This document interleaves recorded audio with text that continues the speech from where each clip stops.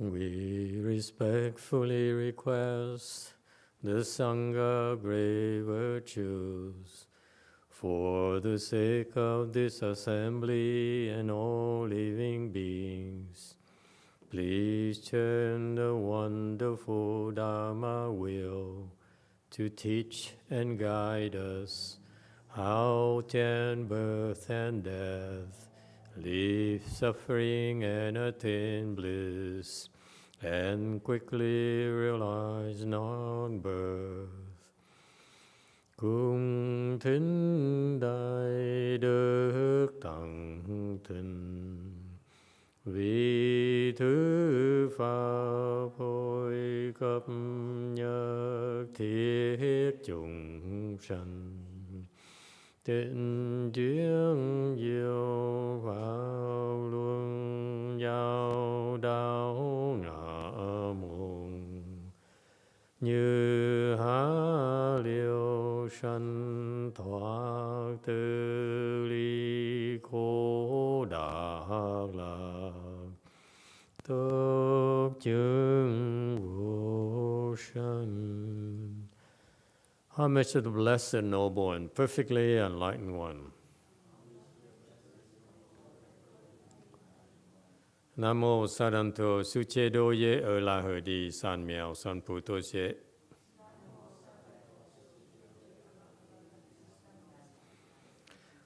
Nam mô Tadaktha Toya Daya Alaha De Tamyo Tamboda Toa.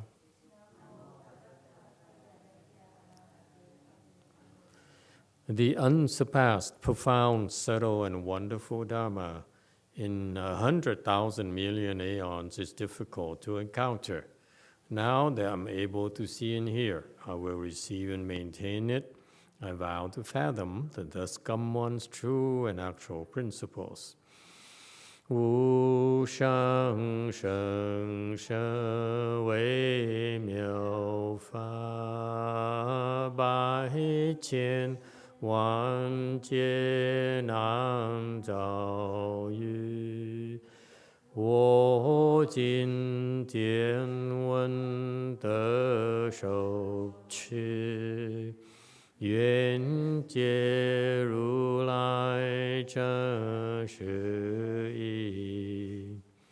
For Buddhas and Bodhisattvas, Great Master and Huineng, Great Master YongHua, all monks and nuns and all good new advisors, Emitofuo. Chư Phật Bồ Tát, kính thưa Lục Tổ Huệ Năng, Hòa Thượng Tinh Hóa, quý thầy cô và các vị thiện tri thức A Di Đà Phật.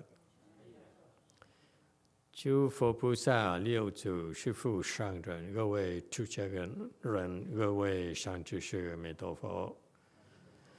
Hello everyone, today is the 27th of November 2021. We are gathered here to continue discussing the 6th Patriarch Sutra. Thank you all for coming. We are right now at the beginning of this 6th Patriarch Sutra on slide number 152.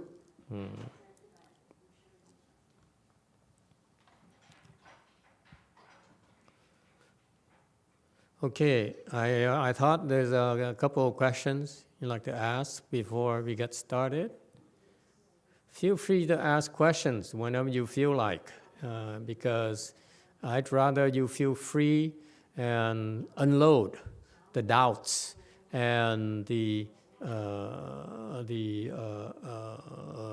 many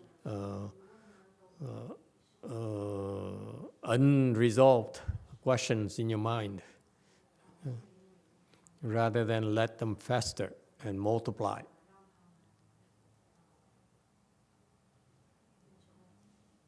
Okay, go ahead. Yes. I understand there are two questions. There's two questions from Cordelia. So the first question is, new COVID variant in South Africa. Can I get a one-day event plaque for them to hopefully slow down or stop the spreading? And number two is, I got the ancestors plaque on Ulambana Day, and a month later, I see my grandma in my dreams. with a bunch of people I did not recognize. At first, I thought they came to say thank you, but now maybe they came to ask for help. Can you ask Master what does it really mean? If they are asking for help, how do I help them since I don't know them? Thank you. Okay. First question about the new variant that is very dangerous because it seems to be more transmissible, higher transmissibility, as well as it can evade the immune system. So it's a real concern, and I understand your compassion and for all this pain and suffering. Okay, there seems to be no end to this process. Whereas could be as simple as the world needs to practice Chan, and then we can save the world trillions of dollars. Okay, but it's not meant to be. Okay, who are we to tell the rest of the world how to do it? You know? However, in this particular variant here, no matter how transmissible it is, no matter how much it evades the immune system, it's still basically a flu virus. It's not that dangerous compared to, for example, cancer or much more serious diseases. Okay, so yes, there's a lot of fear going on. The real damage is the fear because it killed quite a good number of people. And through breathing problems, okay, and so I understand your concerns, but it's too new to do anything about it. I think even the scientists are saying that's not panic, let's gather more information, and wait and see what happens, see how it affects the we need more data points, we need more time to find out. Okay, even if so, I think it's not possible to expect. Thank you very much. Thank you. It's not possible to expect the world to wisen up and just simply practice Chan meditation. Okay, it's that simple.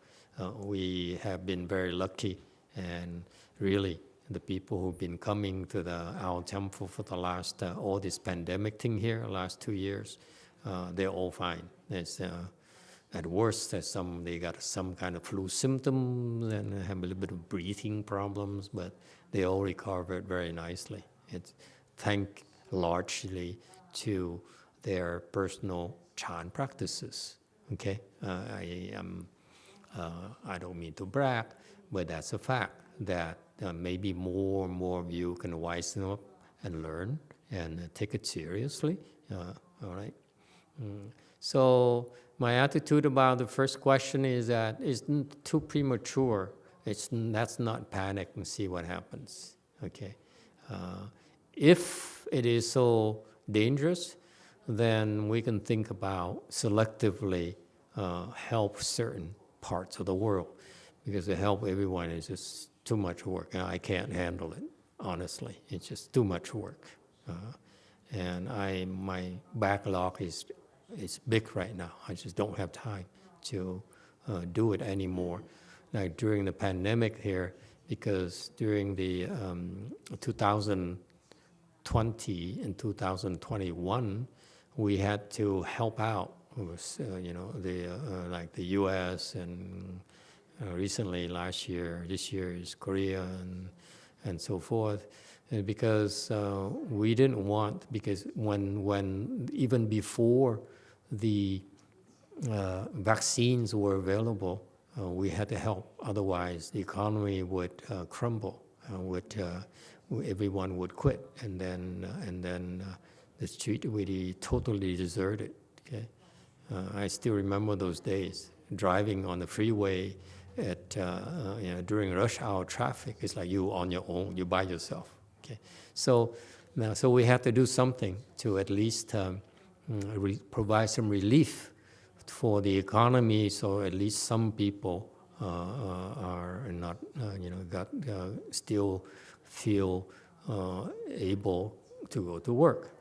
But as time dragged on, We just couldn't afford to do it anymore, just too time consuming. So this is wait and see, and if, so in summary, wait and see, don't do anything yet, it's not panic like everyone else, and see what happens. And we can selectively help certain counties, certain states, certain countries if it's necessary, but too soon to do anything about it, okay? May just not amount to anything significant like many other variants, except the Delta variant. The other variants didn't really do much at all, okay? Didn't have any serious damage. So let's see what happens. That's the end of question number one. Question number two, there's some people who came ask for your help because you have a reputation of helping strangers that you don't even know. So the word spread around. When we perform these ceremonies, believe it or not, when we do the rebirth transferences and we do these, we recite these mantras in order to feed the ghosts. So not only are we helping the people that you asked us to help, they're also providing relief to a lot of beings as well that are connected to those people on the altar, or the people here, or the beings here, around here as well. So it word spread around, okay, and so these that's why they keep on coming. And for example, people have seen during the rebirth transference that a lot of yin beings will come to the altar and to feed and eat, because they're so happy they're able to. And then as soon as it's done, they disappear. So that's how they are. My point being that just because you come and ask for help, we can't possibly help them all, okay? I feel that it's important to take care of the people that you know and they are acquainted with you, and to help everyone, to me, is not really feasible, okay? All right, so if you like, we can, for example, get some rebirth flag for those beings, or for doing a chi or something, and just to give them some relief, okay? And that's creates rebirth blessings for these beings that they otherwise would not get, okay? And it means in the future, they themselves too will get to go to the Pure Land, okay? So that's a tremendous gift right there, if you like. But that's what I recommend that you do, okay? All right, Wei Mountain has a question. Master, this is Sarah, but actually this is from Jumi. Yes. So I'll go ahead and translate what she said. Yes. Master, I would like to answer your question about how I felt after the long sit. I was upset and distressed after the sit. Although I endured the pain to reach the goal, and slept only 1 hour, I felt that I did not make any progress. You told us not to analyze a reason, so I did not analyze the cause of the failure. But I asked myself, who felt miserable, why was I in despair? My ego was upset and distressed. I'll be honest with you about the reason why I was in despair. I should become an arhat as soon as possible and go home immediately after. I thanked my husband when he transferred his earned money to my bank account. I realized that the expression of gratitude to my husband made my mind in hurry, in despair, and distressed. And I was sorry that I might waste Master's time. When Master has hives all over your body and scratches the rashes during the Dharma talk, I felt the pain as if someone scratched my heart with a knife. I can't ignore the rashes on the master's body. However, because I am a concubine, when I receive a gift of a plaque, I was happy. And here I am requesting the plaque to you, Master. Thank you, Master. Thank you, Venerable XA, XE, XK. And I realized that on the surface, I might be the number one wife of my husband, but internally, I have been a concubine to him. I repent. I'll do my best to be the number one wife to my husband. Thank you. That's all, Master. Okay. Okay, so, well, what can I say? I'm sorry that you're not getting what you want. You know what that's called? That's called life. Okay? We can't always get what we want. Isn't there a song? You can't always get what you want. Okay? That's life, okay? Concubine or wife, it doesn't matter. You can't always have things your way. And that's part of cultivation. If you think you can simply say, you know, I want to get to a certain level, and then that's it. And then once I get it, then I'll be happy and I move on.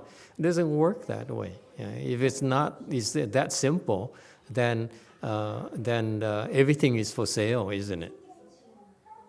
Okay, and if you think about what a fourth-stage arhat is, let me tell you, never mind about fourth-stage arhat, let me tell about your first-stage arhat, okay, which is so far below the fourth-stage arhat, okay? Let me tell about first-stage arhats of the world, okay? This is the kind of blessings they have. Master Weijue, he's deceased already, is the Taiwanese monk. He built one of the biggest temples in Taipei. I think 101 something. The building looks like a bamboo thing, you know. Won some pretty good architectural awards and so forth. He built the temple. He has many temples throughout the world as well, okay? And he's but a first-stage arhat. And that's the kind of blessings he has. Okay, and many other monks are that way too. You know, they work very hard, and they built up this big following, and they have a lot of temples. You know, like Master Sheng Yi. Sheng Yi, also a Taiwanese monk, one of the big four Taiwanese monks in my time, and did great things. He had a lot of temples, had a university, Buddhist university, and he's very generous. He has like hundreds, maybe 1,000 students there. He pays them $600 a month of stipends, free tuition, free room and board, and free everything, okay? First stage arhat. Okay, so you think that these things are that simple? It's not that simple. It's not something that you can buy with money. You know, it's not something you can say I want it and you're not gonna get it. It's not always possible to get what you want. And because you want it so badly, that's why you're not getting it. Okay? Yeah. Let me tell you so also from my perspective. Okay? My perspective is I teach you to get to these places. For what purpose? If you get to these levels of achievement just to serve yourself, like it seems to be your case, where I get a fourth-stage arhat, I get up and dump everyone, you know, thank you, Master, thank you, everyone else, sayonara, I see you next lifetime, I'm moving on with my life, I'm going to do something else, then you don't need me at all. I have plenty of other people that I can help, where they have aspirations, much loftier aspirations. Okay, so there are people like you as well, where you want to get to these things, these places, in order to serve yourself. Yeah, you have to stand in line. I'm sorry. Okay, they're queues. You don't just you don't just simply something like you purchase a degree or you purchase a recognition or a certificate. Okay, there's a lot more going on than you realize. All right, as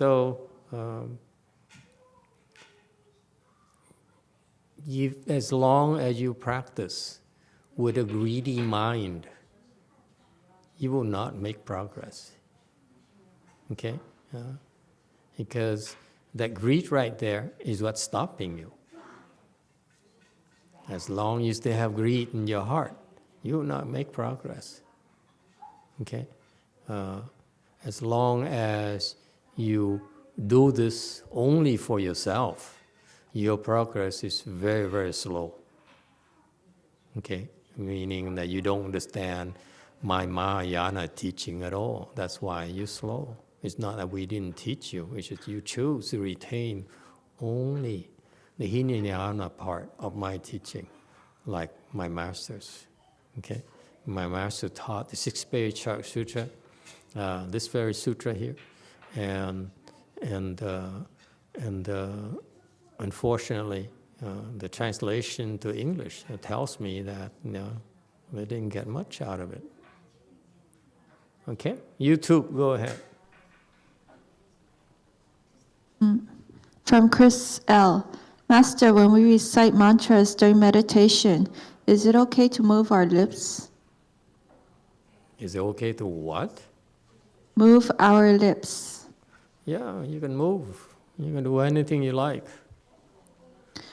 Another question. Do we need to visualize the preferably- dantian at the navel area, or can we focus on something else during meditation?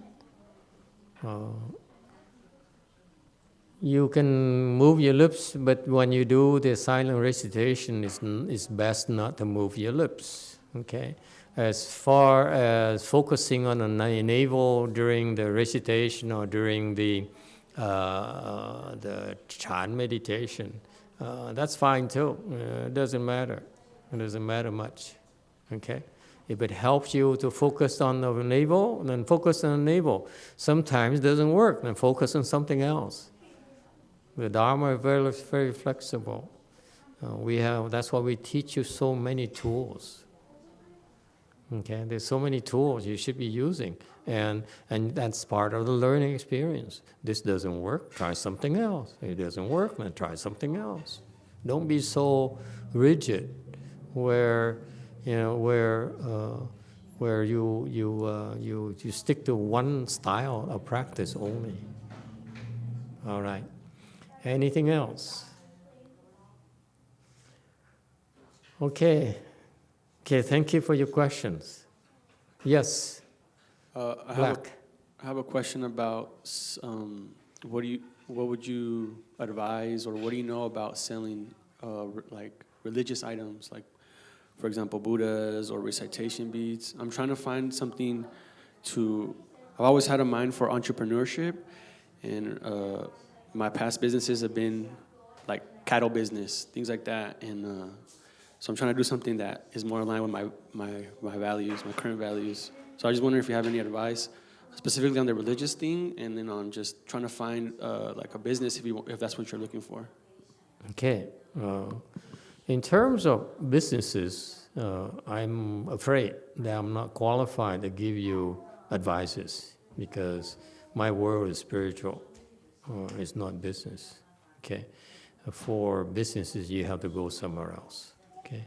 But from a Buddhist perspective, okay, for you to have a successful business comes from your blessings. If you have the blessings, that will manifest in terms of some kind of blessed in terms some kinds of physical things like money or salaries or stock options, whatever. Okay, that's typically what happens. Okay. However, it's not the only thing. It's also more as well.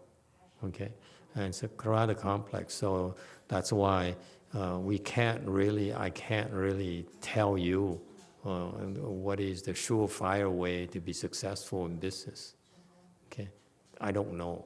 If I know, I wouldn't be a monk. Okay, I'm no good at it. In other words, okay, that's why I'm a monk. If I'm that good, I wouldn't have time to try to learn to be a monk. All right, so that's all I have for you. What we are sharing with you is something far more valuable than the money you make from your businesses. Okay? And right now it doesn't seem that way, but eventually, in the future, you see that how invaluable it is. Okay? I give you an example of even if you have blessings, and sometimes your business ventures will not be successful. A couple reasons. Okay, one particular reason could be that the obstruction is so heavy. Okay, that you still have yet to learn how to overcome those obstructions. Even though you have the blessings, you have a lot of money in the bank, but you can't go to the bank. What are you going to do? They stop you from going to the bank. Okay, that's one particular example why blessing is not everything either. And the other case, for example, is that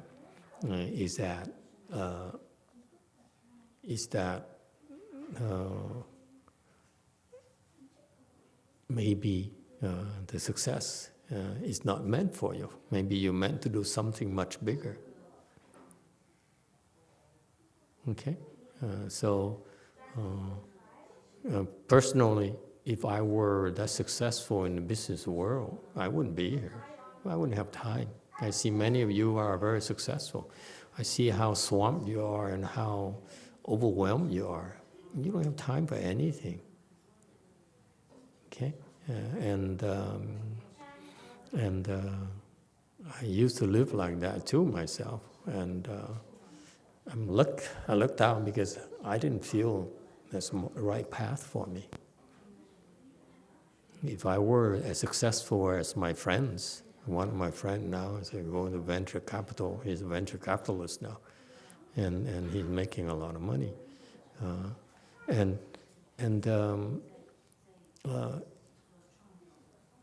I feel I lucked out. I'm not successful at all. Okay, so life and cultivation is about rolling with the punches. Don't be stuck on anything. Don't be stuck on having a lot of money, being successful, and so forth. The fun of life is discovery. You try your best, and you roll with the punches. Okay? All right, sorry to disappoint you. I really can't help on the business side. Yes?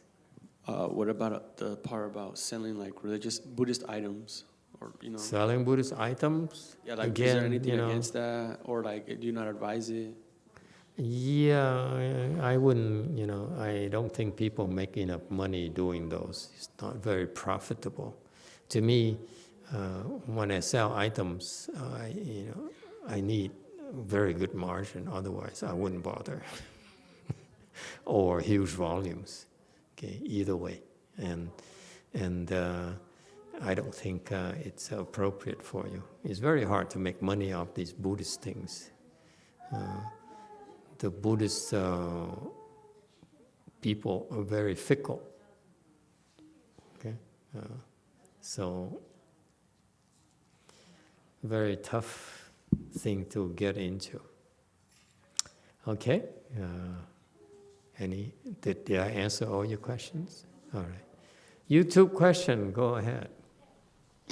From Derek, Master, does a good knowing advisor need to be certified to that position, similar to how someone needs to be certified to a fruition? No, the good knowing advisor is not certified at all. The certification refers to the Chinese system where the Chan monks are certified to be enlightened by the other Chan masters. So traditionally in China, you don't call yourself and you don't teach Chan unless you are a certified Chan master. Okay, so that's a beautiful, beautiful system. And over time, it became corrupted, and people would teach before they're qualified. And so that is the case nowadays in China, in India, and it's everywhere else.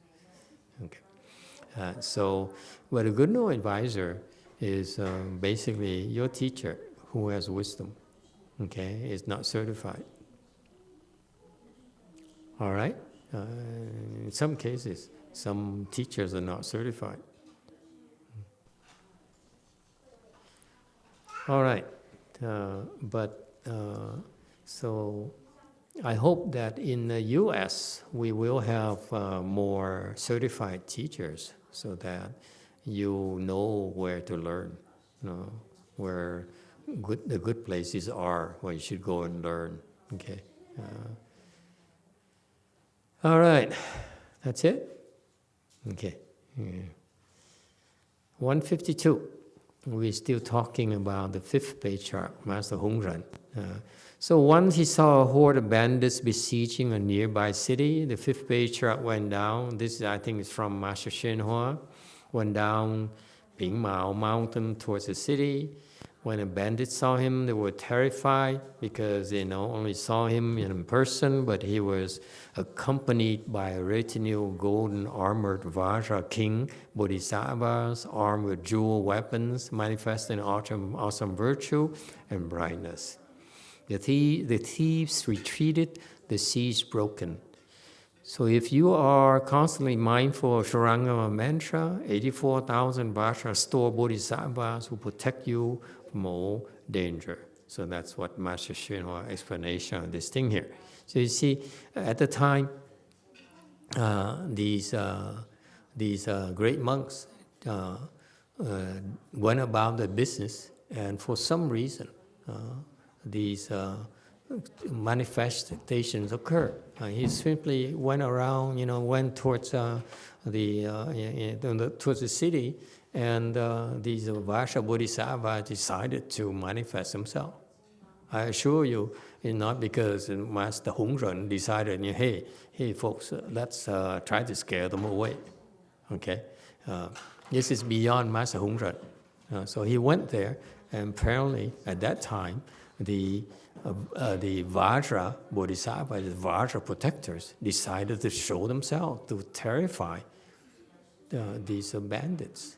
Okay, and maybe it was done in order to inspire faith from the Chinese, from his disciples. Okay, so I believe Master Hongren never intended to frighten these people or try to impress these people at all. Okay, these bandits at all. Okay, so that's why when you cultivate, you just do the cultivation, and sometimes the things happen because it's supposed to happen. That's all. Don't be greedy. Okay, the important thing about cultivation is set a goal and go towards it. Okay, and whatever happens, happens. You learn to deal with those obstructions yourself. All right. Same thing in business. You set a goal, and you learn how to get there, and learn how to solve those goals. Those obstructions, those problems. And that's part of the fun. All right. Yes. Green.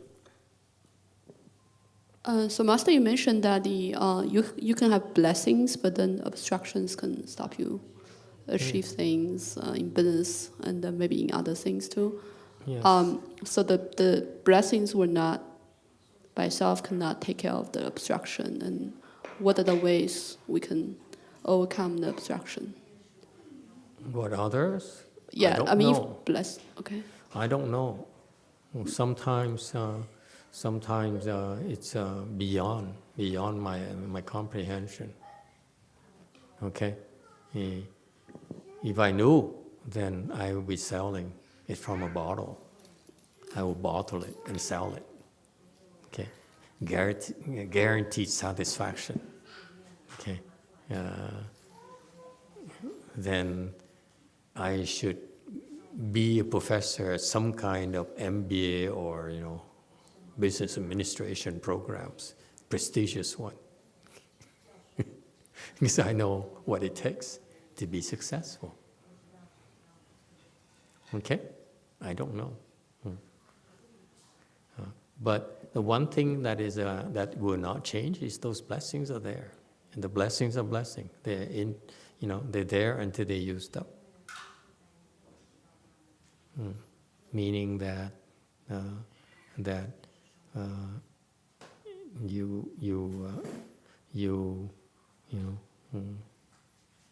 it would be there. Okay. All right. Anything else?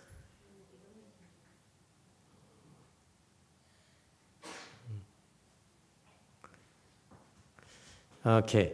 154.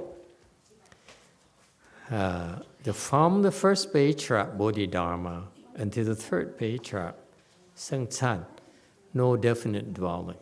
They wandered. Okay. And then the fourth patriarch, even like the Bodhidharma, he meditated behind the Shaolin temple. It's like because it's not used anyway. Okay. So very humble beginnings. Okay, and that's why Venerable Second Patriarch, Venerable Huike, attained such high level attainments, because it's very, very difficult. Okay. And the fourth patriarch planted the Chan roots at Huangmei, double peaks, okay, where 500 resided with him. Then the fifth patriarch expanded the temple on the east side of the mountain and had 700 residents. I see. They planted fields to support the temple, collected firewood, fetching water, etc. as cultivation. The fifth patriarch chose mountain residing away from worldly dust. And that kind of practice changed under Mazu and Bai Chang. Bai Chang there's a G missing. Bai Chang, okay? And 155.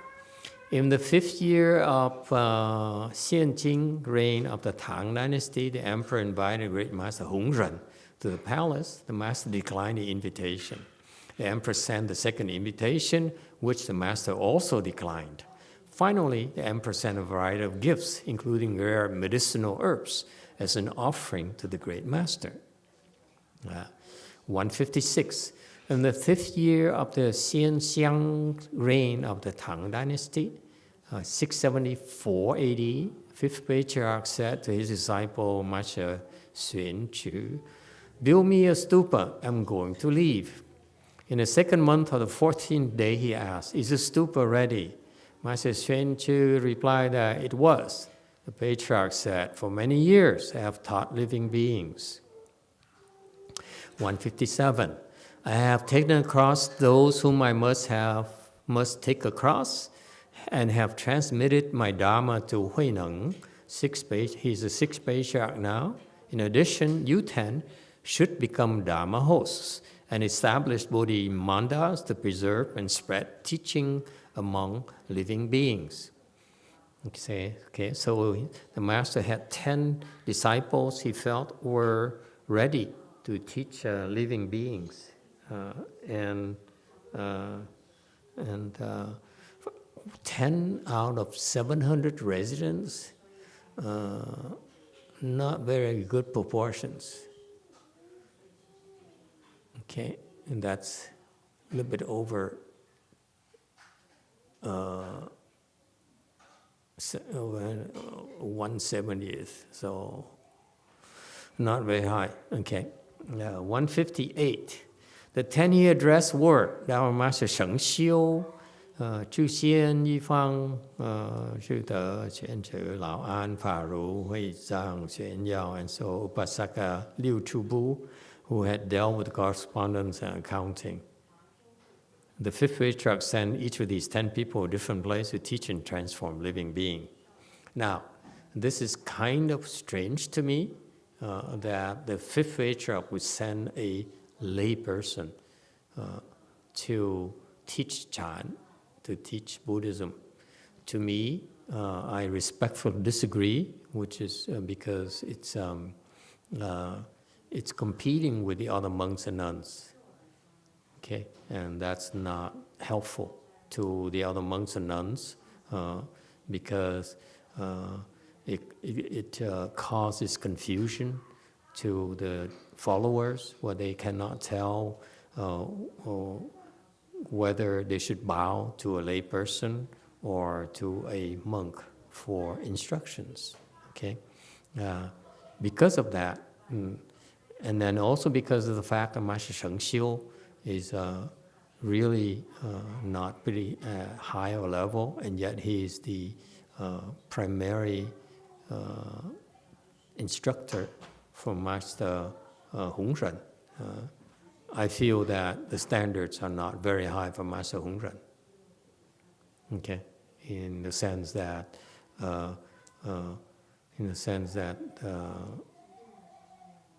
expectation is too low. Okay. And to the point where to assign a upasaka to teach a Chan, that is, to me, I don't like. Okay? Any problems with anyone? I don't like this. I disagree.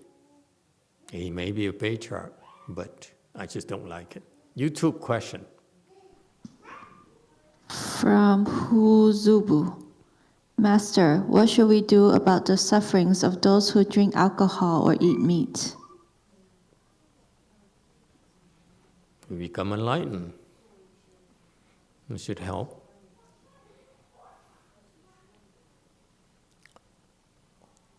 Okay?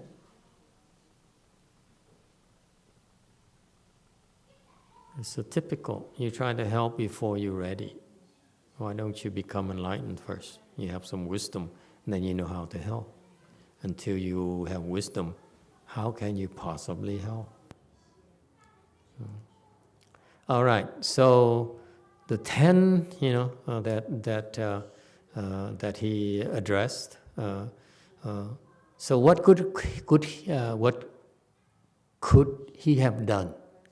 If I'm criticizing him, what's the alternative?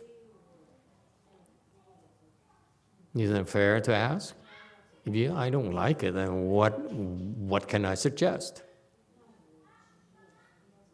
Okay, it is, to me, I disagree, to send people out to teach and try to help people when they really are not able to help.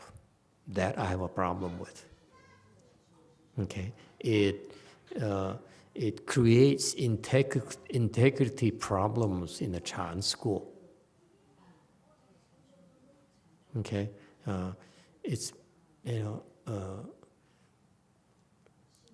so what could have done? Could he have done differently? If I were him, I would send these people and say, "You are my pride and joy."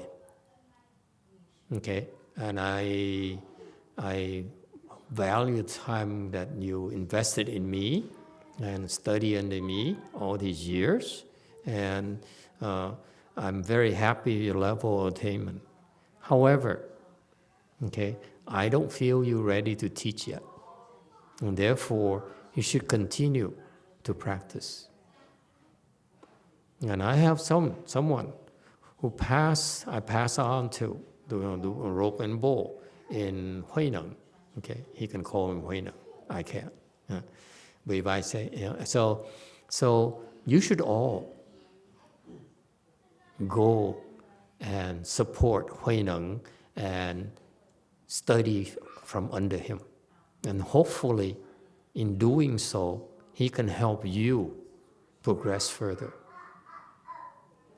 That's what I would have done if I were Master Hongren. Okay? That's what good no advisors are supposed to do. Okay? That is, if they try the best and it doesn't work, then they said, here's someone else.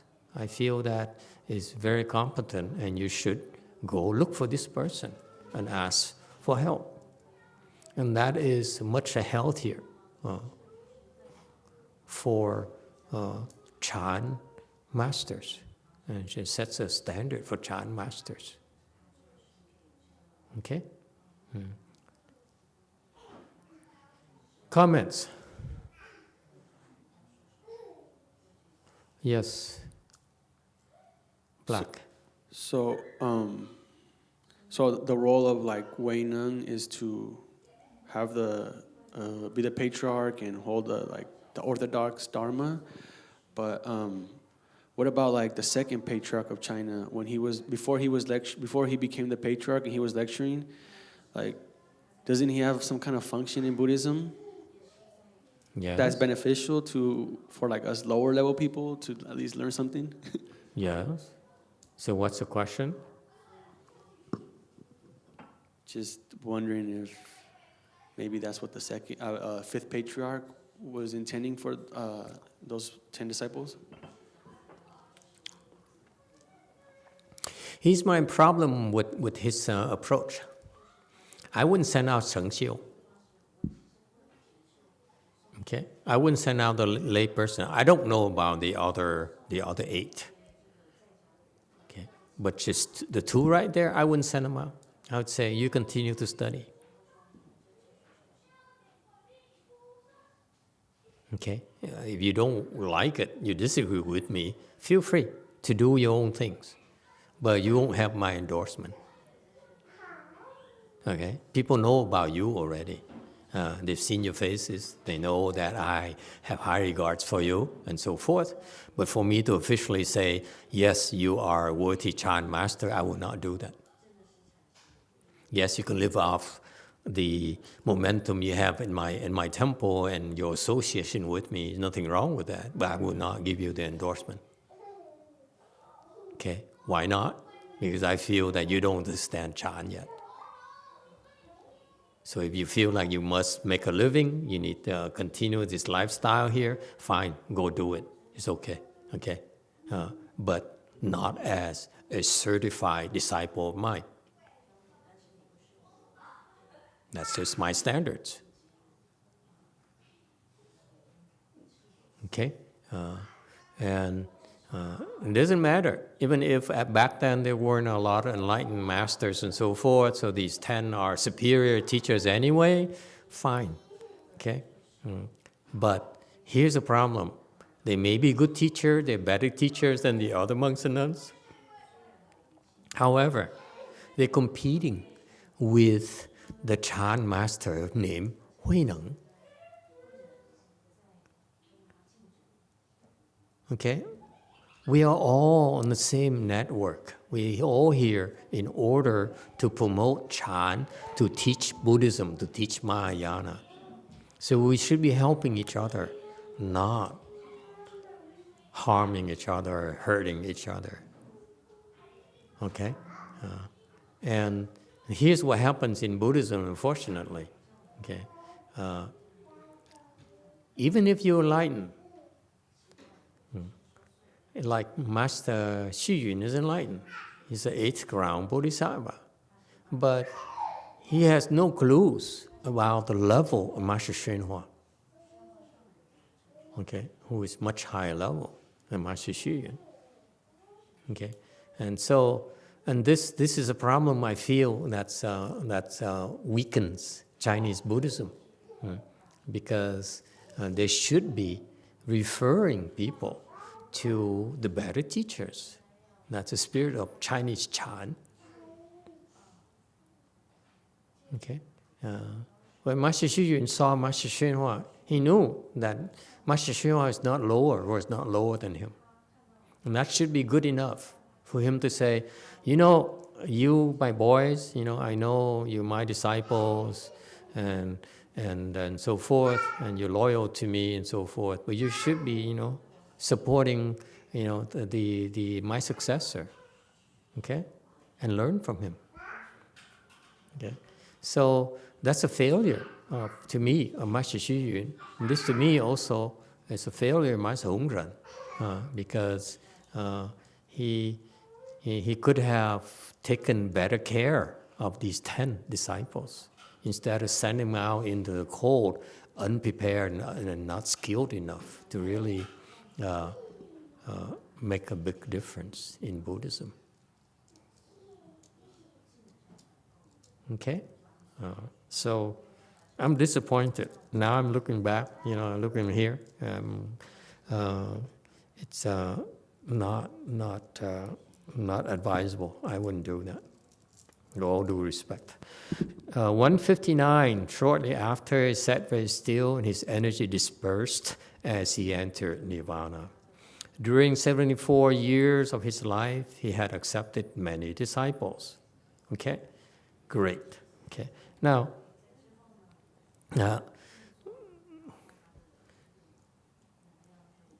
he accepted a lot of disciples, but let's not forget about the purpose of all this is to help them become enlightened. Okay, it's not about accepting disciples. Okay, it's about helping them become real assets to the world, real assets to Buddhism, real assets to the communities. Okay. All right, 160.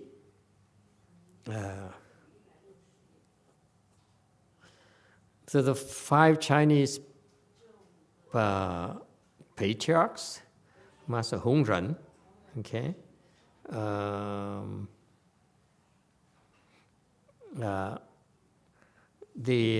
then after Master Hongren, we can do a very quick survey of the patriarchs. Chinese patriarchs, and this is when it got interesting in Chinese Chan. So to me, the second patriarch, the first patriarch decided to teach only one, and he did a great job, incredible job. And then not clear on what the second patriarch, Mirbo Huike, did to Seng Can.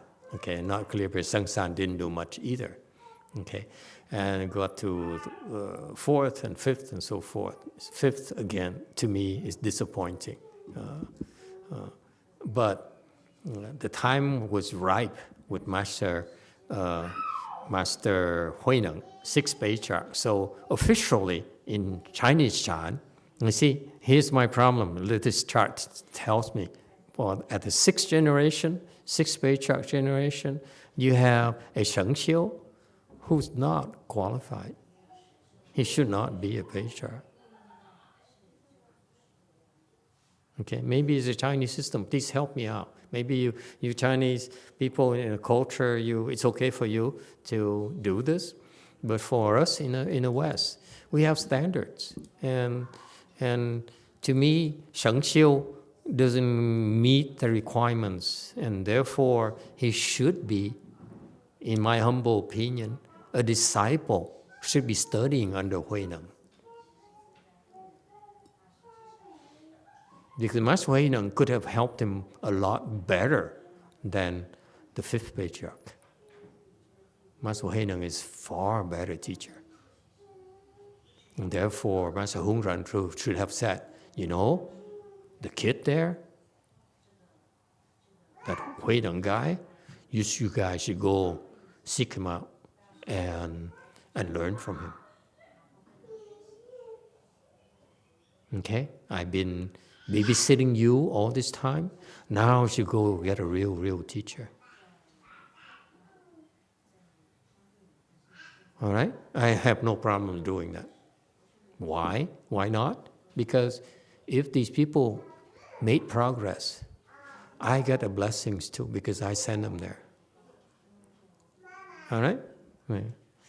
So, and the seventh generation, there's a northern school, which is nonsense. Southern school has Xing Sư, okay, and Huai Zhang, okay, and then have He Ze, and He Ze is a young. You will find out later. He Ze is a young stallion. He's pretty good, but he's stuck on. He's trying too hard, yeah.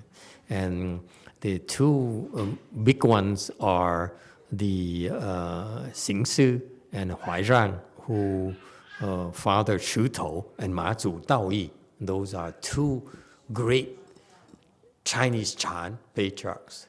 Hopefully in the future we'll have a chance to learn about them, or my children will, next generation will help you understand more about these people. Okay? Those are great teachers in Chinese Chan. And because of these two branches in the middle here, Xing Sư and Huai Zhang, Nangye Huai Zhang, you have the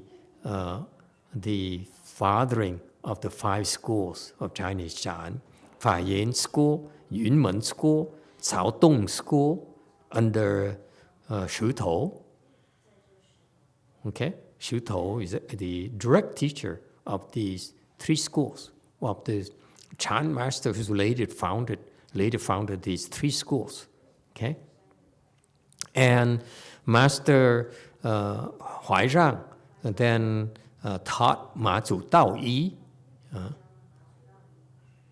and then he's responsible for the patriarchs of the Hongzhou school and the Linji school. Hongzhou,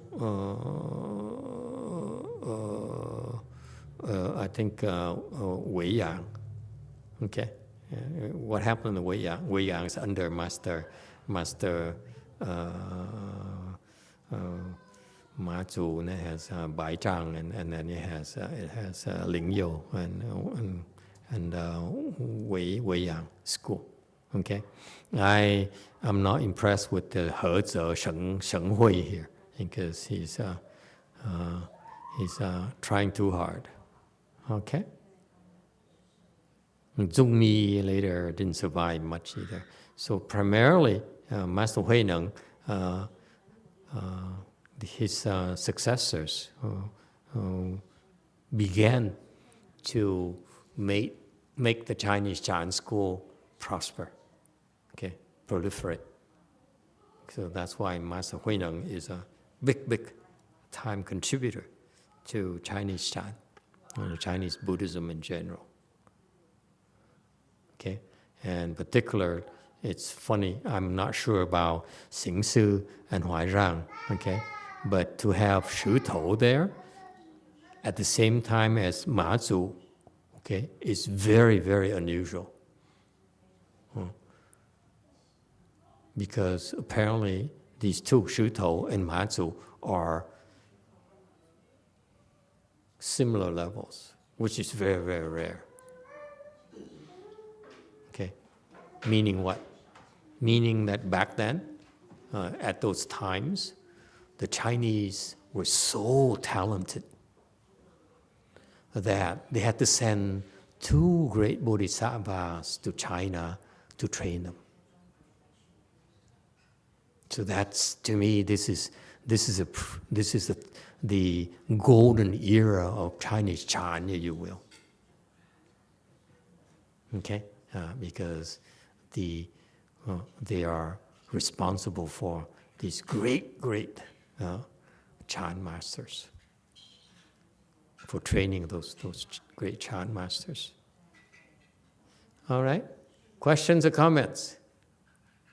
Okay. So this is a brief introduction for you to see where our teachings come from and how it came about in China, and hopefully it will also take root here in the West as well.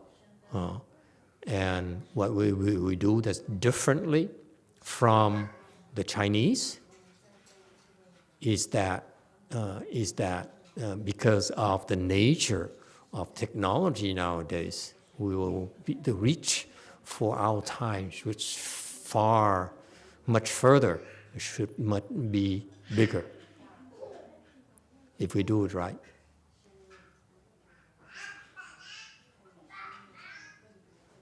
Questions or comments? Back then, they're limited by transportation and access, and sutras had to be transcribed. Okay, so the transmission was much more difficult. Nowadays, we can reach much faster audiences. Okay, and herein lies my proposition. Okay, if you really want to make a difference in the world, okay, think bigger. Okay, you're such small thinkers. Think much bigger. Think in terms of reversing the decline here that's happening in the world. Everything is getting bad. Climate change and all these calamities and so forth. And you can make a huge difference. And instead, and it's because people of the world are ignorant of the importance of moral integrity. Success measurements nowadays is based on how much money you have, how much you hold in cryptocurrencies, how much power you have, political power, economical power, and so forth.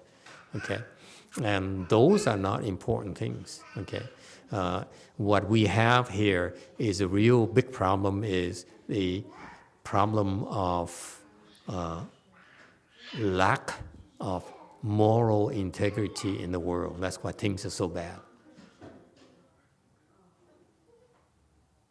Okay?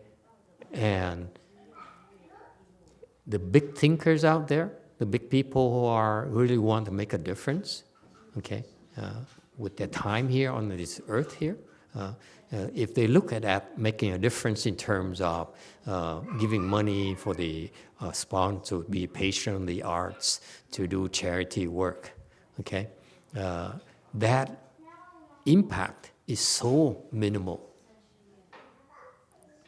Whereas I propose that the reason, when you look at the history of in China back then during this time here, in the 7th generation, the 6th, 8th, and 9th generation, the country then was so prosperous, so powerful, because of the strength of the moral integrity and the presence in the world of these great virtuous monks and nuns. And that's how you make a difference.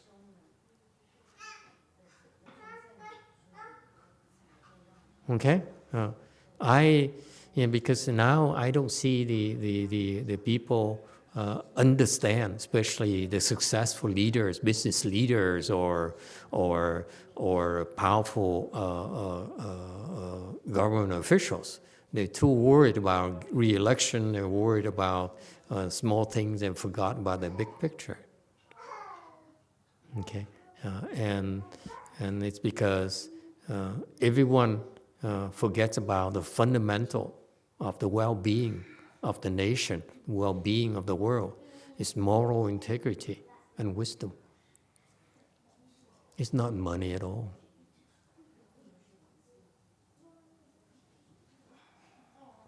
We, as spiritual leaders, as moral teachers of morality, we cannot be worried about making ends meet, worried about making more money in order to, do our work.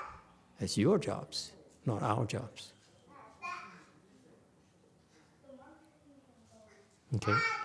And someone has to say it because I'm a small-time monk, so I can say a lot of things freely because it's not taken seriously. But eventually, in the future, I hope it will be taken seriously.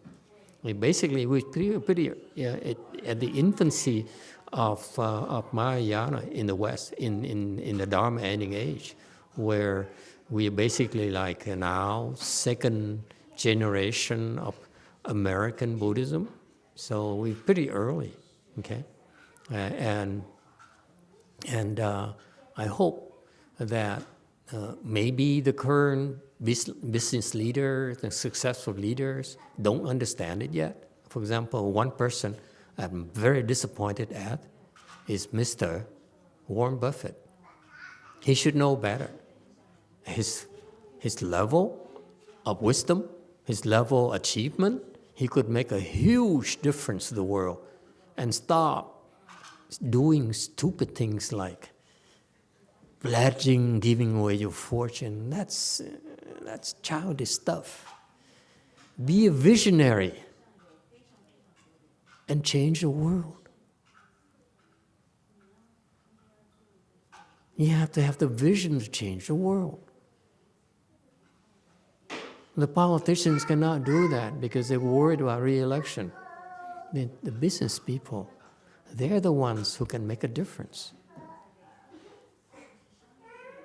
Okay? And Warren Buffett, he's dying now, and he's old now, in his 90s, and he's spending an entire life doing things that I feel that he still doesn't get the message. The message is make a difference in the world.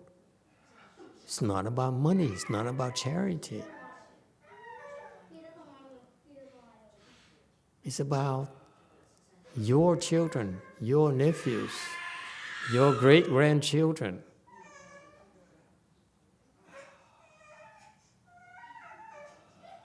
Okay? Anyway. 161. Fa Hai recorded the 6th Patriarch's teachings. Later, he compiled and edited the notes, and that's how the sutra came about. He's a room entering disciples, meaning he's enlightened disciples.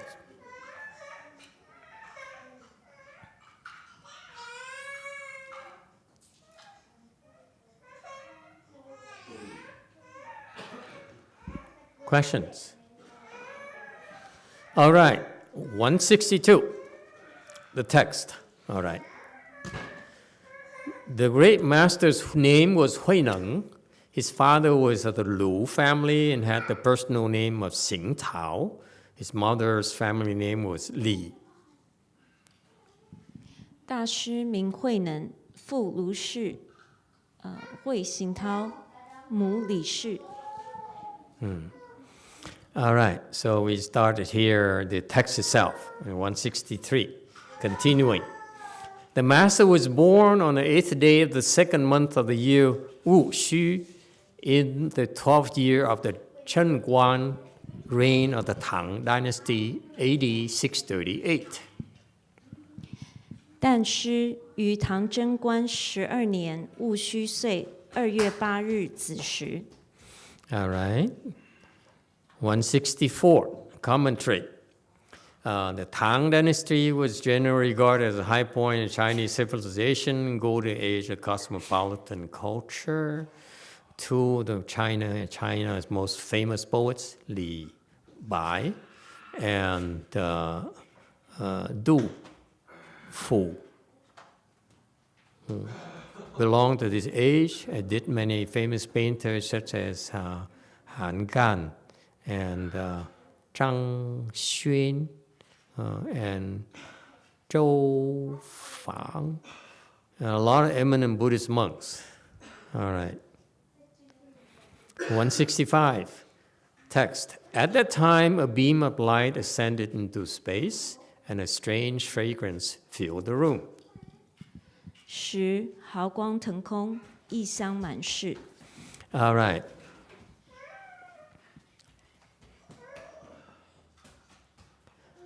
(166) At dawn, two strange-looking bhikshus came. They told the master's father, "Last night a son was born to you, and we have come to name him."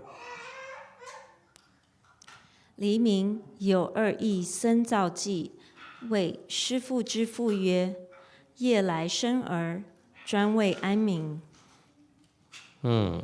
167. It can be Hui, above and below Neng. The father asked, "Why shall he be called Hui Neng?" 可上会下能也。父曰：“何名慧能？” All right, 168. Okay.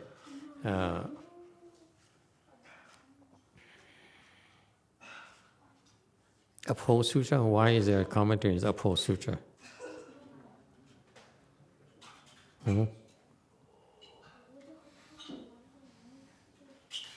One Chang Dhammador, 84,000 more. Okay, for people in their generation. I don't know why this commentary here. Anyone has any clues? Anyone remember what was said about this? Xianjie, you remember? Okay. All right. Hey, little boy, you have some friend. 169. Text. The monk said, Hui means he will bestow the Dharma upon living beings. Neng means he will be able to do the Buddha's work. 僧曰：“慧者，以法会施众生；能者，能佛事。” 170. So what's his name here? These two strange monks came and said, "You know what? Congratulations, you have a baby boy, but guess what? I'm going to name the names for him." Okay?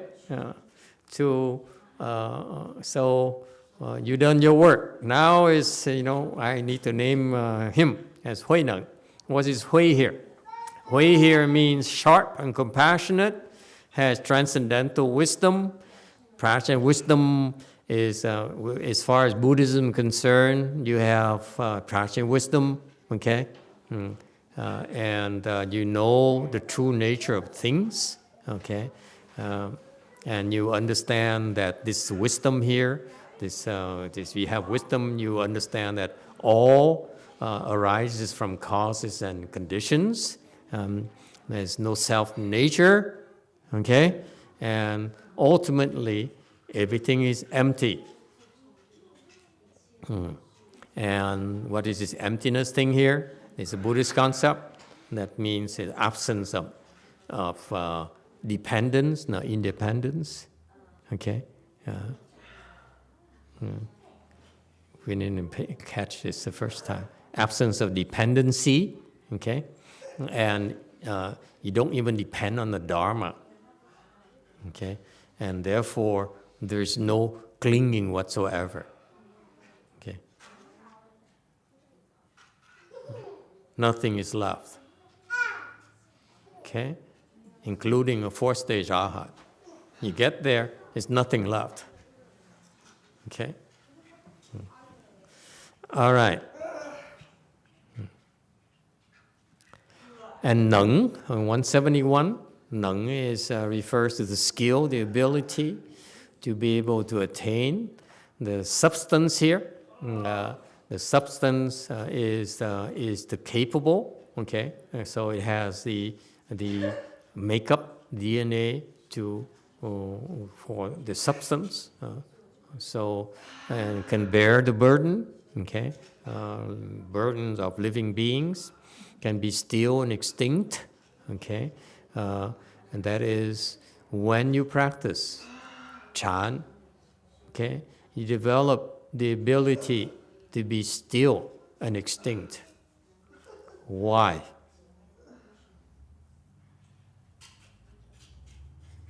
Does anyone know why?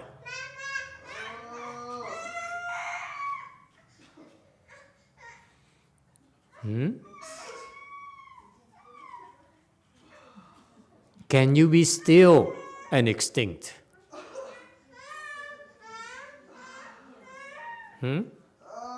Can you? If you have a problem, you have a serious problem,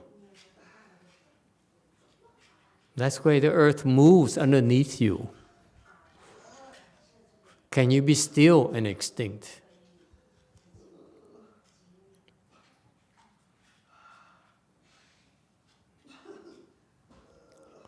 Okay? The reason that Chan practitioners, especially the people who are good at Chan, are very useful to the world, I'm talking about the world, not just Buddhism, is because they're able to be still and extinct.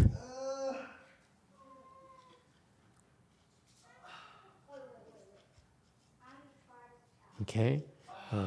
If you're able to be still and extinct, your solutions to the problems, any problem you face, will be the best one possible. And that's why when you practice Chan, you develop this ability to draw upon that state of stillness, a state of extinction, when you face with a matter of life and death. You don't panic. You don't get afflicted. Okay? Before I came back here, I was so exhausted.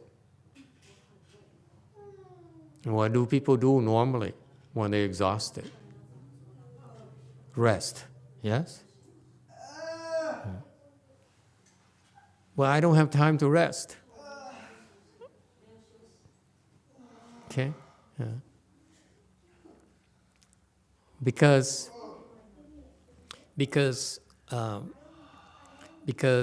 when you have problems, if, for example, if before I lecture, I go sleep and get an hour sleep. I came back an hour early before lecture time, and to prepare for a lecture. And if I say, "Oh, I'm tired, let's go get some rest and sleep." What happens when you get up after half an hour, after 45 minutes of sleep? Your mind is groggy. So how are you going to lecture? Okay? So what did I do? In order to prepare for lecture, even though I was tired, meditated, brought myself to, hopefully, a state of stillness and extinction. My point being that if you have Chan skills, this is one of the tools that are critical for your daily life. It's not about me, it's about all of us. When you're faced with an important problems that you need to fix, your best thing possible is to go into the state of stillness and extinction.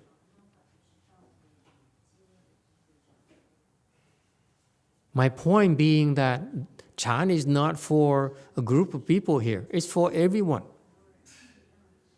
If you know better, if Warren Buffett knew better, or these great visionaries of the world knew better, shouldn't they be promoting, advocating this chanting here so that more and more people in the world can enter this state of stillness and extinction when they're faced with solving important problems of society, of the world? What do you think? This is our jobs. Our job is to pass on that knowledge to you so that you can enter the state of stillness extinction.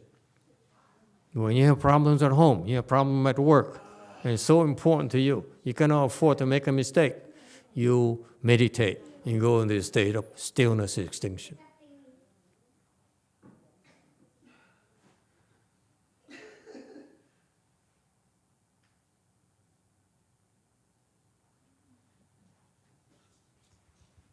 All right?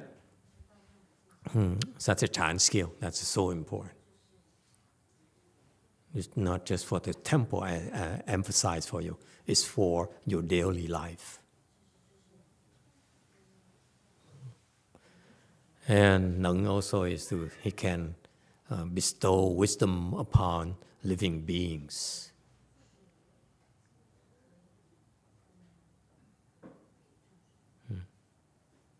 Questions or comments? All right.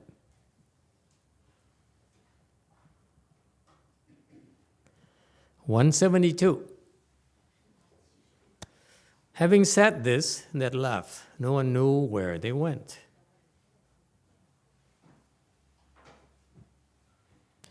言毕而出，不知所知。173, okay, where they went, okay. So these monks, what's interesting about this record is that it's an extraordinary event where two strange monks came along and had to name this boy here and call it Huineng. So it's to us in later students of the future realize that these are manifestations of this monk was not supposed to be an ordinary person. YouTube question. From Chris L. Master, of all the billionaires in the world, is there a reason why the focus is on Warren Buffett and not Jeff Bezos or Elon Musk, etc.? I focus on Warren Buffett because Warren Buffett has wisdom. Bezos doesn't. Bill Gates doesn't. But Buffett has. And he should know better.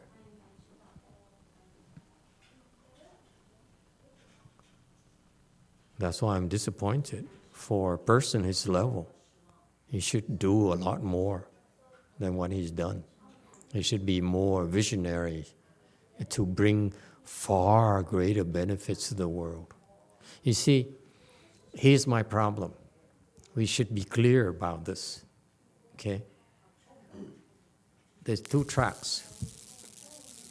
The left-form people track and lay people track. They're in parallel. Each side is supposed to do their things. We cannot crisscross. Okay, we're not supposed to crisscross. Okay, and that's how it works in Buddhism. Okay, and if you look at the great teachers, like let's look at the more recent one, Master YongHua. He has the same problem too. He is a great teacher, and he found one Dharma protector. Okay, a Chinese lady who Helen Wu.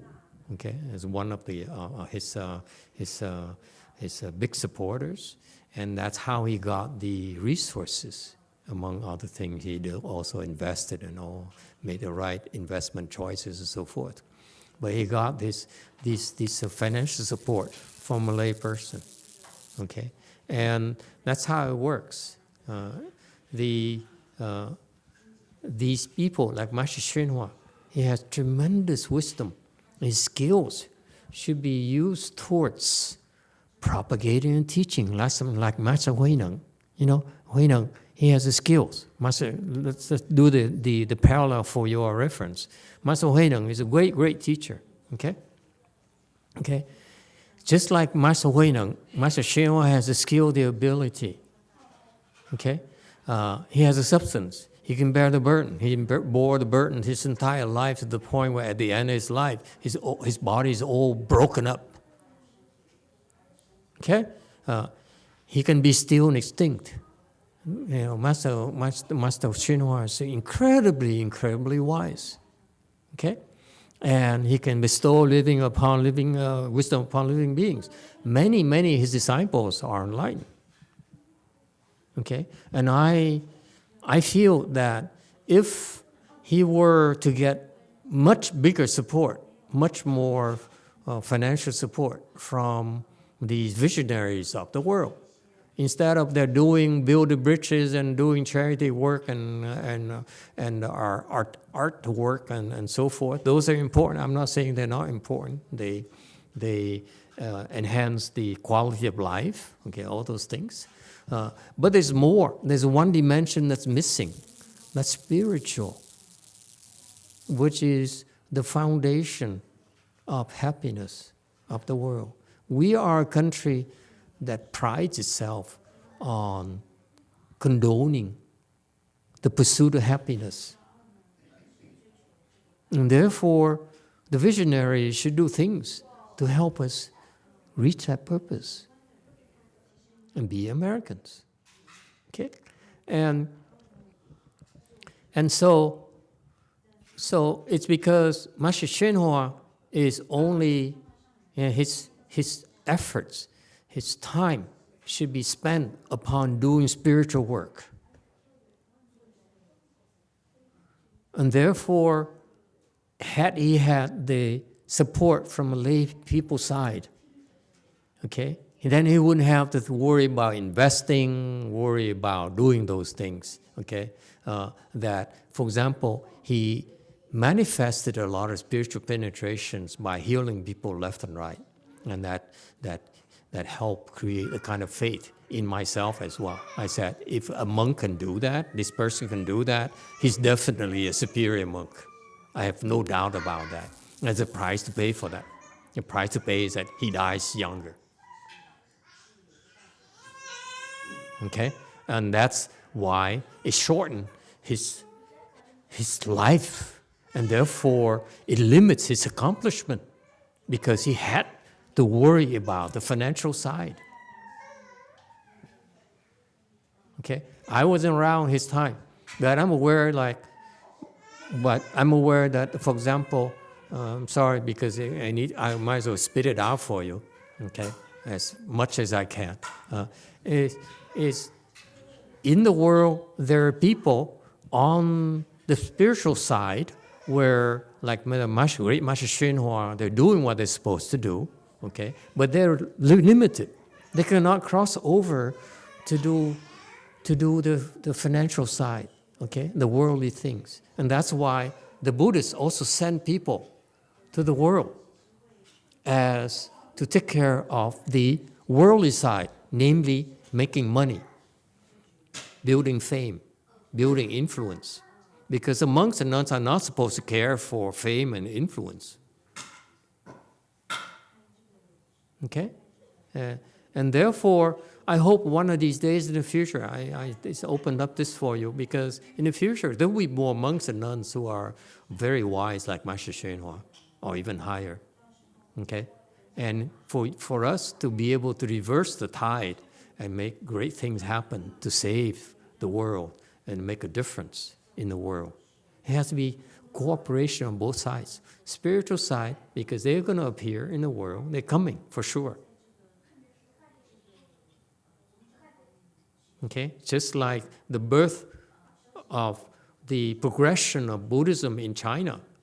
Once they brought Buddhism to China, they have people in the pipeline already to bring the spiritual teachers to the world.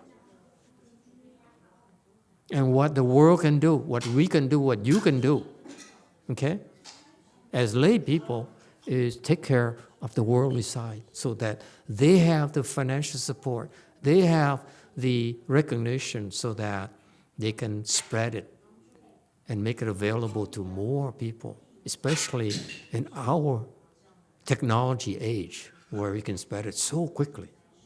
Because if we don't, The alternative is the deviants and the bad actors to be louder. That's all. Whereas if a person like Buffett, who has wisdom, okay, when he dies, I tell you which level he is. You'll be floored if I told you his level. That's why I'm so critical of him. Because at his level, he should know better.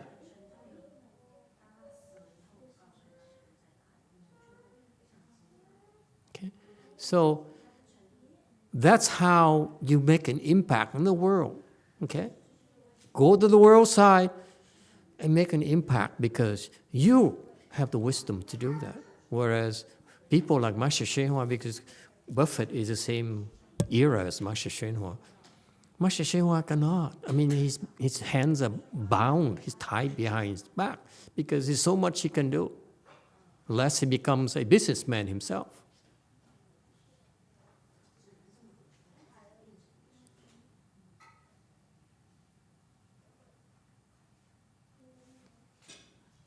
So that's why I'm critical of Buffett. It's not too late. He still have a number of years left. Someone has to tell him. Okay?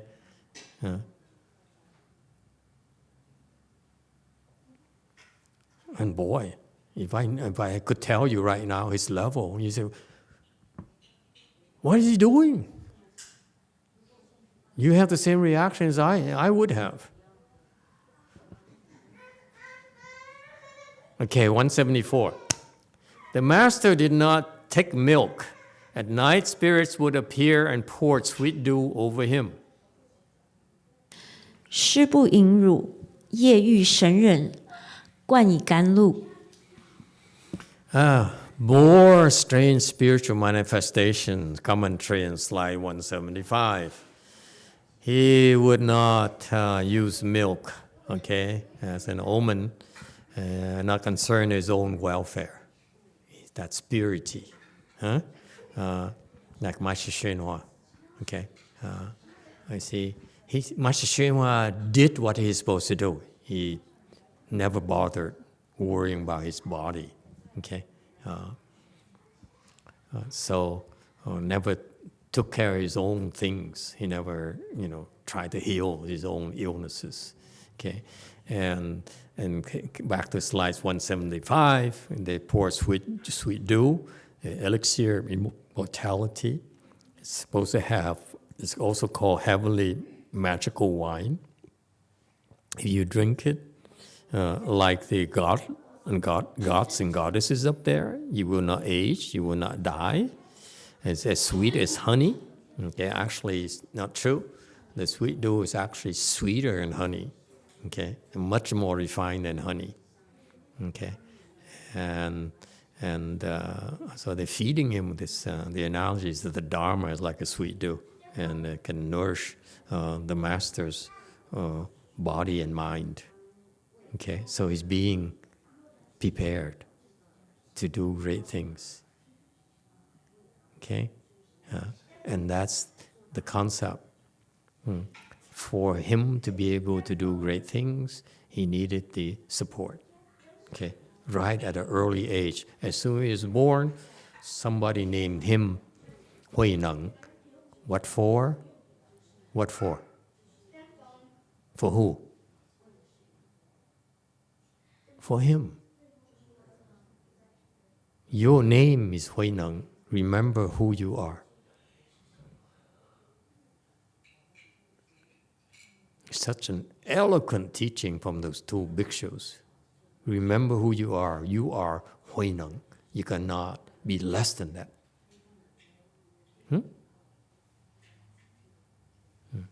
And then after that, he has to be nurtured. So be having the blessing, he says, I don't want milk. Okay? Because he didn't want milk, okay? Then they have to make arrangement to bring sweet dew to feed him and nurture him. Isn't that fascinating? See, that's what happens. 176. He grew up at the age of 24, hearing the sutra, and he was awakened to the way. He went to Huangmei to to seek certification. 记长年20有4，闻经悟道，往黄梅求印可。 Okay, so 177. Okay, he grew up. Okay, he grew up. This is another characteristics of these great personalities, these great individuals in the history of the spiritual world. What is the characteristic? They struggle a lot. They really, really struggled.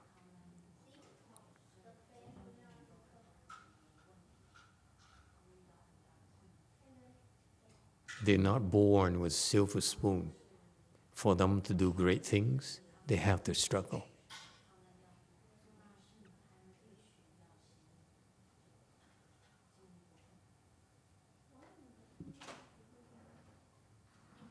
Struggles prepare them for the big tasks. Okay? And so he grew up, he's very poor, okay, uneducated, okay, and he was a wood gatherer, and he listened to a layman reciting a sutra, a Vaja Sutra. It has the line that should produce a mind that dwells nowhere. Okay, and he became enlightened. He awoke to the way. Okay, and he became a fourth-stage arhat. Okay, and that's what Jumi. Oh, she's asleep already. Okay, she does. It's very easy. Go to the market. And hopefully you meet someone who recites the sutra here, and maybe make sure you pay attention to the line where it says you should produce a mind is nowhere supported, dwells nowhere, and become fourth-stage arhat. You don't need my help. Yes? I'm just curious. Sorry, I just wonder why Jumi wants to be fourth-stage arhat. I'm sorry? No, I just wonder why she wants to be fourth-stage arhat and not. You mean it more. could be lower, could be higher? What is your point? Blurt it out. Yeah, like why she doesn't want to be higher. Anyway, sorry, I don't know. Maybe I can ask. Why can't it be lower? I ask you back in return. That's because you're Chinese and you favor him to be, at least fourth-stage arhat or what? No, I was asking Jumi. I was wondering about Jumi. Jumi. Oh, Jumi, not Yeah. Huineng. Yeah. Okay. No, sorry, it's not relevant. I have no idea. That's a good question. Hey, Jumi, someone translate for her. We should give her a new nickname, the Korean concubine. Go ahead, concubine. Hello.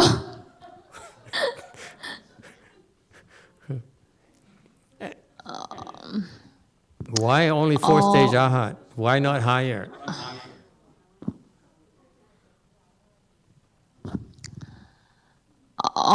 솔직히 말하면 저는 아라한이 돼서 정토에 가는 게 목표고 세라님이 좀 통역해 주세요. 그러니까 저는 아라한이 돼서 정토에 가는 게 목표고 너무 레벨이 높아지면 일을 많이 해야 돼서 그것이 싫습니다. She crying again or laughing? Master, She can go from to crying be to laughing honest- just, in an instant. So, go ahead. Sorry.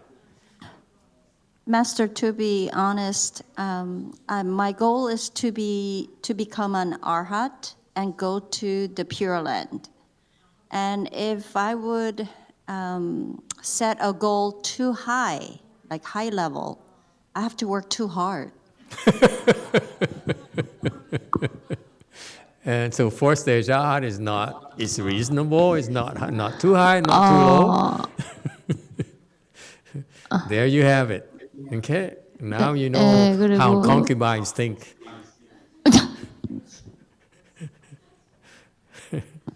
네, 저는 첩입니다. 그리고 그런데 이제 조금 생각이 바뀐 건 제가 정토에서 저 정말 다시 여기로 다시 사바세계로 절대 오고 싶지 않고 너무 싫은데 두 가지 이유 때문에 제가 사바세계로 와야 된다면 두 가지 이유 때문인데 만약에 마스터를 도와야 된다 또는 제 남편 지금의 저희 남편을 구해야 된다 이 두 가지 이유 때문이라면 어쩔 수 없이 사바세계로 와야겠죠.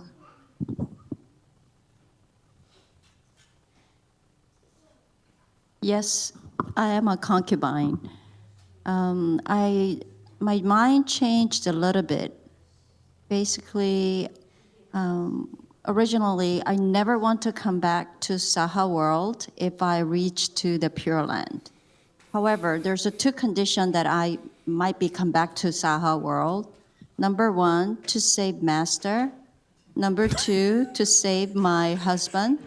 There's no choice but to come back to the Saha world. 그렇지만 lofty 정말 aspirations. 솔직한 심정은 그 두 가지 이유가 일어나지 않았으면 좋겠습니다. But to be truly honest, I hope this situation doesn't happen, so I don't have to come back to the Saha world.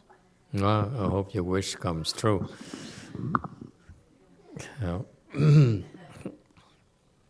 Okay, so why does this thing here? Why, the Chinese don't care to make a comment about why. We all know the Chinese say that, Master Huineng became enlightened when they listened to this phrase.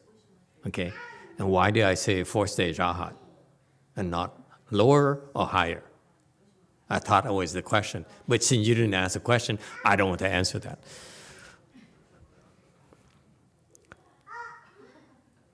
Okay? So he became enlightened. And it's more enlightenment and sudden enlightenment. Okay? So, yes, Blue. Try to answer the question Sure. so you can explain it. I think it's fourth stage aha because he never really practiced, so he could not really go higher because he never practiced. He just had a realization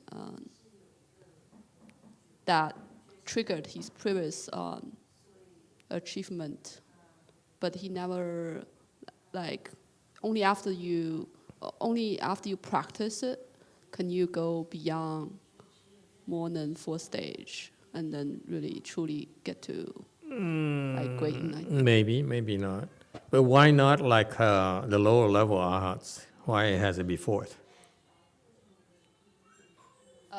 Because only then he can be taught by the fifth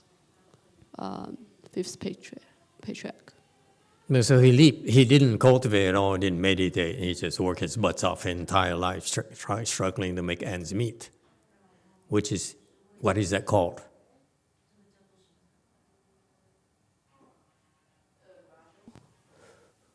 It's called, if you do it right, if you do that with and live a life of purity, you don't try to con people, don't try to steal from people. You don't try to, have small advantages, seek for fame, okay? Oh, he did that, what for? To support the mother. It's an act of filiality. Didn't get married, okay? And spread a burden to his wife. No, he just devoted his entire life to take care of the mother because the father passed away. Okay, so it's a life of purity. Okay, so that's why when you struggle like that, you live in purity, Okay, that's called spiritual life. That's the lay people's version of spiritual life. We monks shave our head and put on different clothes in order to have that kind of pure spiritual life. Because that's what the system, the Sangha system designed to do, to put you in that bubble so that you have the spiritual life, pure spiritual life. Okay? And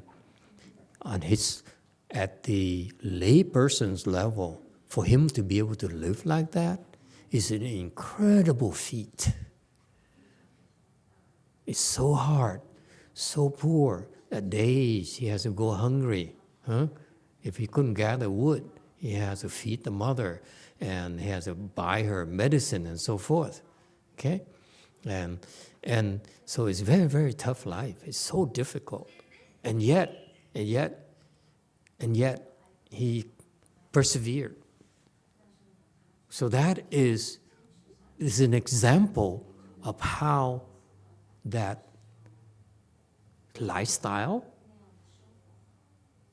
is so much harder training than the Sangha system training we have, that the Buddha designed. So all those years, 24 years of hardship and nurturing, this filial thing. My father passed away, so my mother, I have to take care of her. That's the only thing that matters to me. Okay? And so for 24 years, he lived like that. It's an incredible training. 24 years of what? Sacrifices day in and day out.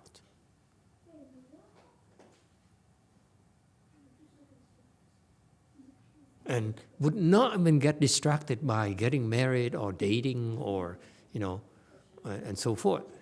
Because that's the sensible thing to do, is you have all the excuses in the world. When you get married, and make sure your family name carries on, continues. And then have your wife, share the burden and taking care of your mother. No. It's just that purity. He says, this is my problem. I'm going to fix it. I'm not going to ask anyone else to bear the burden for me. That's purity. That's cultivation.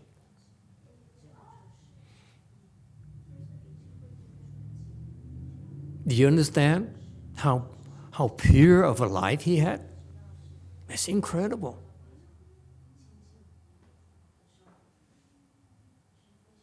And of course, unlike my monks and nuns, they in this environment where you come to the temple and they are supposed to be your teachers and so forth. Okay? They have all these privileges and the respect and the protection. Whereas Master Huineng back then, people looked down upon him, spit at him. You wood gatherer, you beggar, you poor, insignificant person, illiterate. It's so hard.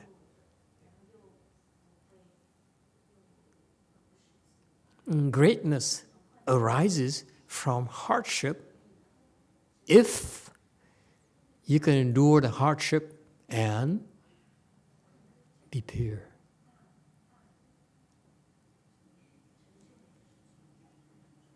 So you see, the point I'm making is purity is the foundation of greatness. It's not education, it's not money, it's not power and influence. It's purity.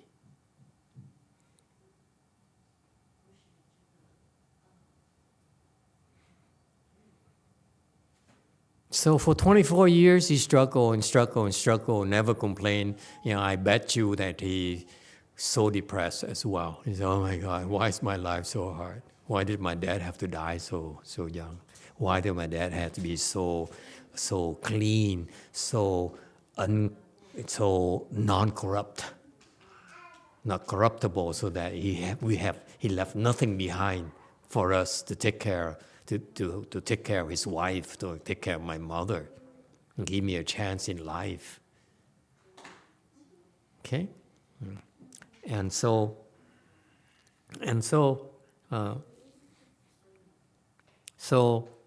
he struggled, and probably terribly depressed as well. And so one day he heard this line says, "One should produce a mind that dwells nowhere." He says, "Wait a minute, that's me. That's my life. I rely on nothing."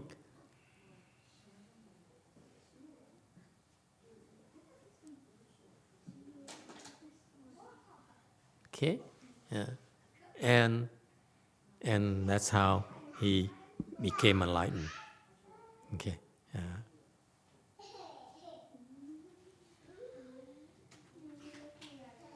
All right. Questions?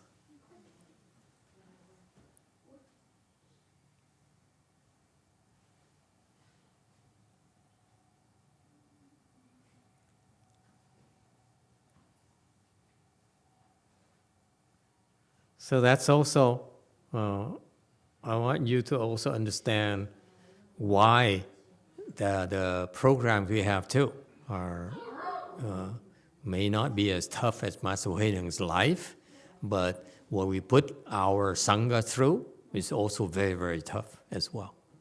It's very hard. Many, many tough tests. Okay? Because if it's easy, they will not make it. And that's what happens to Master Hsuan disciples. He left too much for them. They're too protected. They're too well supported. So they don't have any real hardship to go through. Whereas, in contrast, we're small, we're lacking resources, and we work our butts off. Okay? You want to open wisdom, you need to endure hardship. Okay?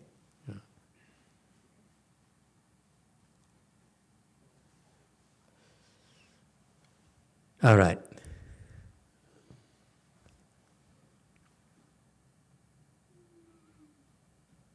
And so this is the teaching of fourth stage Arhat. Lose the mind that dwells nowhere. And you're connected with that.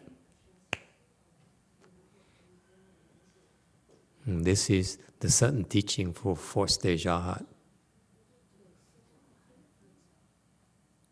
All right?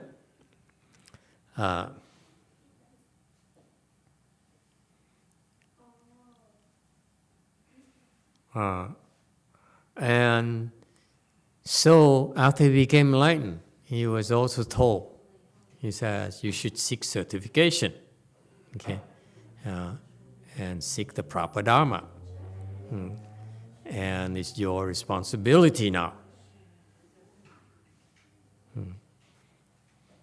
And so he had to go seek certification to get certification from a wise person, a sage person, from a sage, that his understanding about himself is real, is correct, it's not hallucination, it's not a demonic thing. Okay? Because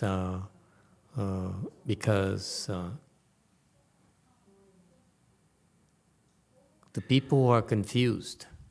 They cannot tell the difference.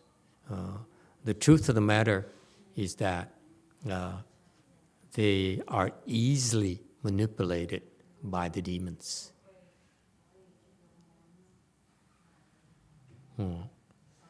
And so someone has to tell them that what you understand is correct. What you experience, this state of emptiness, is proper. It's real. It's not hallucination. okay? And even back then, to be able to find someone with that knowledge, to be able to certify, recognize your state, was very rare, okay? And that's why you need to seek good know advisors, meaning that people who are enlightened, okay? And sometimes certification also comes from sutras. That's another form of certification. Okay, and you say, huh? Yeah, of course, you're not supposed to know. And back then, Huang Mei is what the fifth patriarch was, so we had to go there to verify his understanding. All right, we continue next time from slide 179. Does anyone have any questions about this?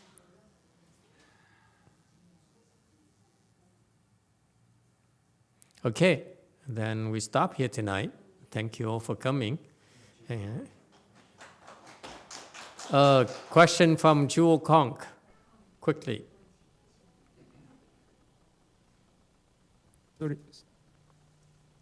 Sorry for delayed question. My question is that while I do meditate, I can concentrate on meditation and I can feel some calm and peaceful mind. But after meditation, when I do my usual life, I become everything is coming the original point. So it means that my mind is becoming some complex and feel anxious. But while I studying your lecture, I understand that this is a process, and while I meditate, I can become better and better. So am I right? Is it right, my understanding? What understanding? Just to add additionally, so he's been coming to the online class. He's referred by Daeman S님. So he shared his experience when he meditated with Daeman S님 in Sambosa few years ago regularly. He was feeling much better. He was calmer and not as anxious. But then when he came back to Korea, he started feeling anxious, and there was fluctuation of his emotions. And then he come to the Zoom class. He feels much better after the sitting, but then when he goes back to the regular life, he feels anxious and emotional fluctuation come back again.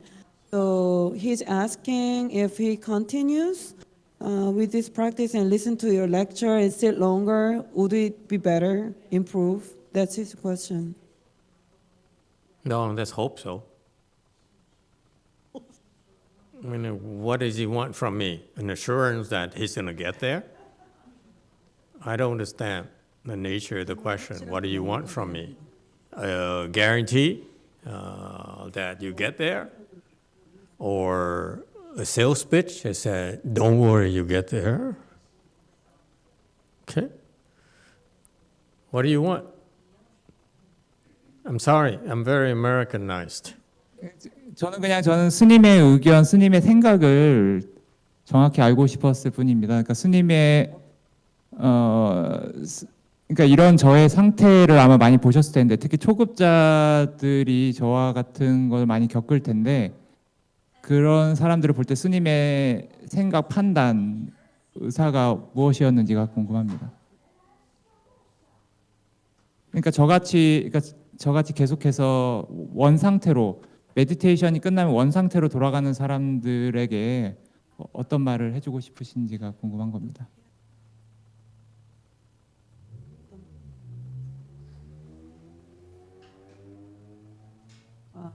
His question is, he assumed that you see a lot of people like him for the beginner's level who goes back to the regular themselves after meditating. The effect of meditation of calmness and better wouldn't last forever.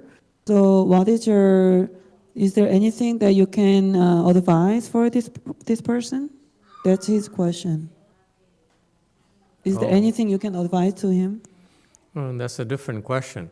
Okay, of course, the conditions are different. When he was at Sambosa with the Mansunim were 2 years ago, and that's the past. Okay, and apparently all he got was a peace of mind, and he really understood nothing at all. Peace of mind, and this is not criticism. Peace of mind is just a temporary state.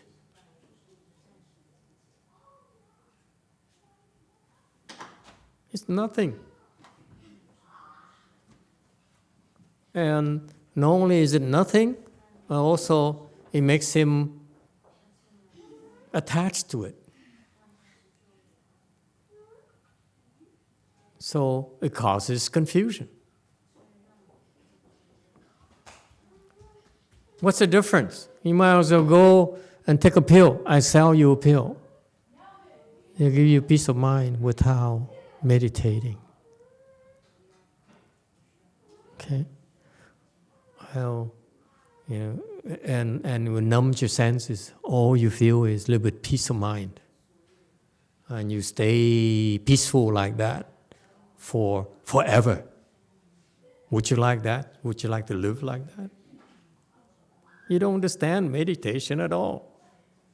Meditation is not peace of mind. If you want looking for peace of mind and meditate in order to learn to get peace of mind, you come to the wrong place. We don't sell peace of mind. We don't offer peace of mind.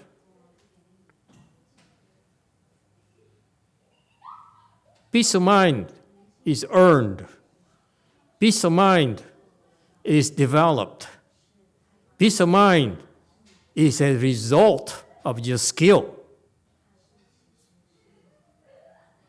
What Chan is to help you develop the skills to be able to be like we said earlier from Master Hui Neng, the Hui, okay, the Neng, he can be still and extinct. That's another word for peace of mind. Peace of mind is only a result.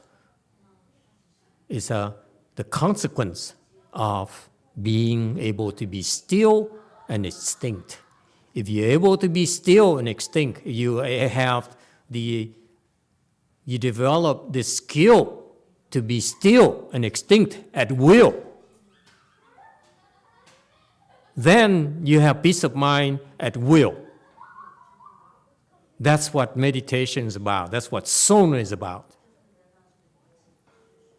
Whereas you, I don't know how you got there, but you meditate and you happen to experience a peace of mind, big deal.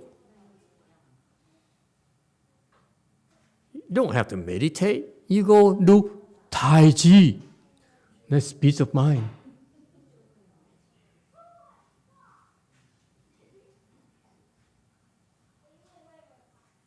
But in order for you to have the peace of mind, you have to do Tai Chi. Yes? You have to make these moves.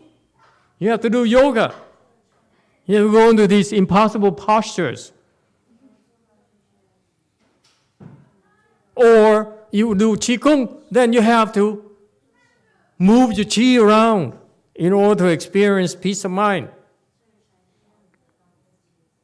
Let me tell you, Chan meditation, this is peace of mind with a snap of a finger. That's a skill you're developing. What are you doing being so attached to peace of mind? You should be instead focusing on developing the ability,能, to be still and extinct.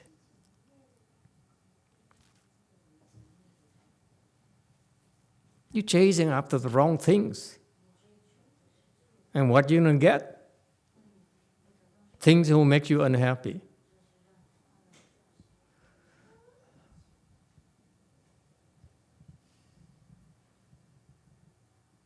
Okay, well, I wish you luck. He has his own, this is what happens to smart people. They have their own ideas, what's important to them. They don't listen. They say, they learn, they went to this place here, they went through a lot of trouble to go to the US and learn meditation and spend 2 years at whatever, spend time there, and got away to something here that they like, but they never really learn anything. Because the goal is not clear.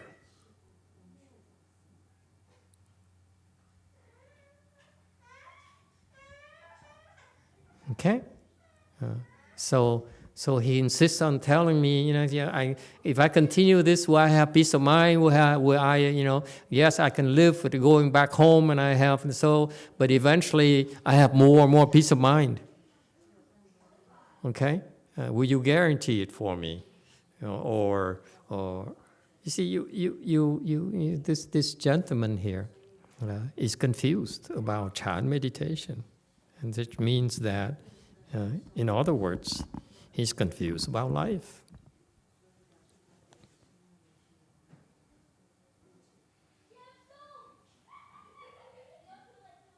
Solving the wrong problems.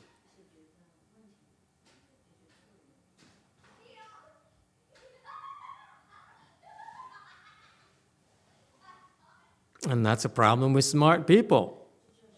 Smart people are too smart. They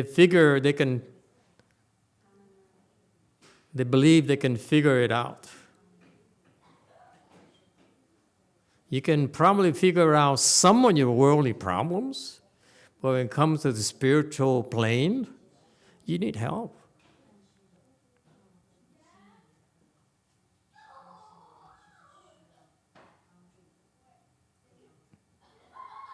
A lot of help. And I don't know about Korea. Being in the US, I'm trying to teach the people here. The help comes in the form of a good no advisor because you are not smart enough to figure it out yourself. Your questions indicate that clearly to me. You don't know